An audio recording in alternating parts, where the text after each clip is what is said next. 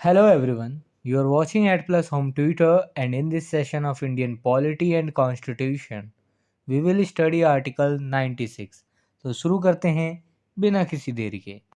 जैसा कि आपको भी पता है, भारतीय संविधान यानी इंडियन कॉन्स्टिट्यूशन को आर्टिकल्स में बांटा गया है और इन्हीं आर्टिकल्स को 22 पार्ट्स के अंतर्गत रखा गया है। इसी 22 पार्ट्स में से 5वें पार्ट में द यूनियन के बारे में बताया गया है, जिसके अंतर्गत आर्टिकल 52 से लेकर आर्टिकल 151 तक के सारे आर्टिकल्स आते हैं। यहाँ हम बस आर्टिकल 96 पर चर्चा करेंगे। देखिए, आर्टिकल 96 पार्ट 5 के चैप्टर 2 के अंतर्गत आता है। यहाँ मैं पहले कंटेंट को इंग्लिश में रीड करूँगा, फिर उसकी मीनिंग आपको हिंदी में समझाऊँगा ताकि आपको कंसेप्ट ज़्यादा से ज़्यादा समझ आ सके। According to Article 96, the Speaker or the Deputy Speaker not to preside while a resolution for his removal from office is under consideration. जब स्पीकर या डेप्यूटी स्पीकर को उनके ऑफिस से हटाने का रेजोल्यूशन अंडर कंसिडरेशन हो यानी विचाराधीन हो, तो तब वह अध्यक्षता नहीं करेंगे, स्पीकर हो या deputy speaker. Article 96 clause first, at any sitting of the House of the People, while any resolution for the removal of the Speaker from his office is under consideration, the Speaker, or while any resolution for the removal of the Deputy Speaker from his office is under consideration, the Deputy Speaker shall not, though he is present, preside, and the provisions of the clause 2 of the Article 95 shall apply in relation to every such sitting as they apply in relation to sitting from which the Speaker, or as the case may be, the Deputy Speaker is absent. Lok Sabha की किसी भी बैठक में जब speaker को उसके office से हटाने का कोई रेजोल्यूशन अंडर कंसिडरेशन हो, या जब डेप्यूटी स्पीकर को उसके ऑफिस से हटाने का कोई रेजोल्यूशन अंडर कंसिडरेशन हो, तो तब स्पीकर और डेप्यूटी स्पीकर प्रेजेंट होने पर भी अध्यक्षता नहीं करेंगे।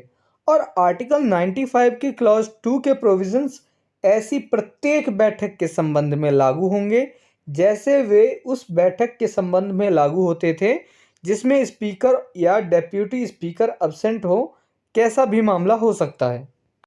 देखिए, आप इसे आसान शब्दों में समझिए क्लॉज फर्स्ट ऑफ आर्टिकल 96 को। पहले तो इसमें यह कहा गया है कि मान लीजिए अगर स्पीकर और डिप्यूटी स्पीकर पर कोई रेजोल्यूशन हटाने का, उनके ऑफिस से हटाने का चल रहा हो और वह अंडर कंसिडरेशन हो, तब जो है स्पीकर और डिप्यूटी स्पीकर अध्यक्षता नहीं करेंगे, चाहे स्पीकर हो चाहे डिप्यूटी स्पीकर हो, अध्यक्षता नहीं करेंगे। अब दूसरी बात यहाँ यह कही गई है कि मान लीजिए यहाँ अगर कोई स्पीकर या डिप्यूटी स्पीकर लोकसभा का अब्सेंट होता है, अब्सेंट है, नहीं आया है किसी कारणवश, तब क्या होगा? तो उस केस में आर्टिकल 95 के क्लॉज 2 का रेफरेंस दिया गया है कि उसको उपयोग करना है। अब उसे हम एक बार दोबारा देख लेते हैं। यहाँ देखिए, यह आर्टिकल 95 का क्लॉज 2 है जिसका रेफरेंस हमने लिया है। यदि डिप्यूटी स्पीकर या स्पीकर अब्सेंट है तो उसमें क्या होगा? अब देखिए, इसमें क्या होता है कि अगर मान लीजिए स्पीकर या डिप्यूटी स्पीकर अब्सेंट है, तो पार्लियामेंट का एक जो है प्रोसीजर को चलाने के लिए रूल्स होते हैं।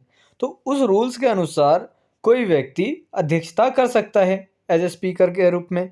अब मान लीजिए वह व्यक्ति भी अब्सेंट है, तब क्या किया जाएगा?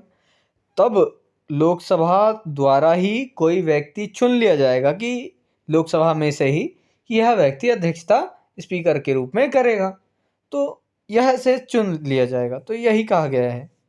Article 96 clause second, the speaker shall have the right to speak in and otherwise to take part in the proceedings of the house of the people while any resolution for his removal from office is under consideration in the house, and shall, notwithstanding anything in Article 100, be entitled to vote only in the first instance on such resolution or on any other matter during such proceedings, but not in the case of an equality of votes. जब भी speaker को उनके office से हटाने का कोई resolution Lok Sabha में under consideration हो, तब भी स्पीकर को लोकसभा में बोलने का और साथ ही लोकसभा की कार्यवाही में भाग लेने का अधिकार होगा। और आर्टिकल 100 में किसी बात के होते हुए भी इस तरह के रेजोल्यूशन पर या ऐसी कार्यवाही के दौरान किसी अन्य मामले पर पहली बार में ही वोट देने का हकदार होगा, लेकिन वोटों की समानता के मामले में नहीं।